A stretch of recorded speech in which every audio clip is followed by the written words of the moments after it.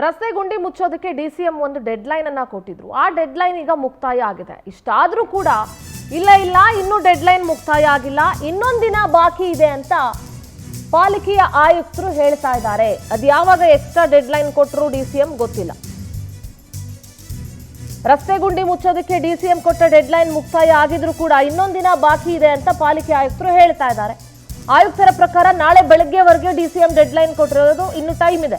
ಒಂದ್ ಕಡೆ ಡಿಸಿಎಂ, ಮತ್ತೊಂದ್ ಕಡೆ ಸಿಎಂ ರಿಂದಲೂ ಕೂಡ ಗಡುವು ನೀಡಲಾಗಿದೆ.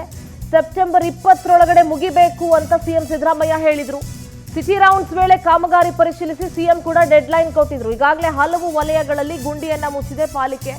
ಅದು ಎಷ್ಟರ ಮಟ್ಟಿಗೆ ಗುಂಡಿ ಮುಚ್ಚಿದ್ದಾರೆ, ಜಸ್ಟ್ ಸ್ಯಾಪೆ ಹಾಕಿದಾರೋ ಏನೋ ಗೊತ್ತಿಲ್ಲ. ಸರಿಯಾಗಿ ಮುಚ್ಚಿದಾರೋ, ಅದನ್ನು ಒಂದು ಸ್ವಲ್ಪ ಕ್ವಾಲಿಟಿ ಕೆಲಸ ಮಾಡಿದಾರೋ, ಇಲ್ಲ ಅದನ್ನು ಕಳಪೆ ಮಾಡಿದಾರೋ, 4 ದಿವಸ ಕಿತ್ತು ಬರೋ ಥರ ಮಾಡಿದಾರೋ ಏನೋ ಗೊತ್ತಿಲ್ಲ. ಒಟ್ಟಿನಲ್ಲಿ ಆದರೆ ಹಲವು ವಲಯಗಳಲ್ಲಿ ಈಗ ಗುಂಡಿ ಮುಚ್ಚುವಂಥ ಕೆಲಸ ಆಗಿದೆ, ಇನ್ನೊಂದಷ್ಟು ಕೆಲಸ ಬಾಕಿ ಇದೆ.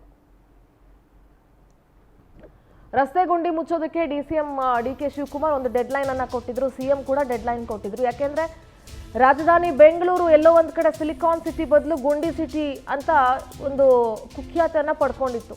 ಆ ಥರ ಒಂದು ಬ್ರ್ಯಾಂಡ್ ಆಗ್ಬಿಟ್ಟಿತ್ತು. ಯಾವ ರೋಡ್ ನೋಡಿದ್ರು ರಸ್ತೆ ಗುಂಡಿ, ಎಲ್ಲಿ ನೋಡಿದ್ರು ಗುಂಡಿ ಗುಂಡಿ ಗುಂಡಿ. ಸಾಕಷ್ಟು ಜನ ಪ್ರಾಣ ಕಳ್ಕೊಂಡಿದ್ರು, ಸಾಕಷ್ಟು ಜನ ಕೈಕಾಲು ಮುರ್ಕೊಂಡಿದ್ರು, ಸಾಕಷ್ಟು ಗಾಡಿಗಳು ಹಾಳಾಗಿದ್ವು. ಹೀಗಾಗಿ ಸಿಟಿ ರೌಂಡ್ ಸಂದರ್ಭದಲ್ಲಿ ಕಾಮಗಾರಿಯನ್ನು ಪರಿಶೀಲಿಸಿ ಸಿಎಂ ಕೂಡ ಒಂದು ಡೆಡ್ ಲೈನ್ ಕೊಟ್ಟಿದ್ರು.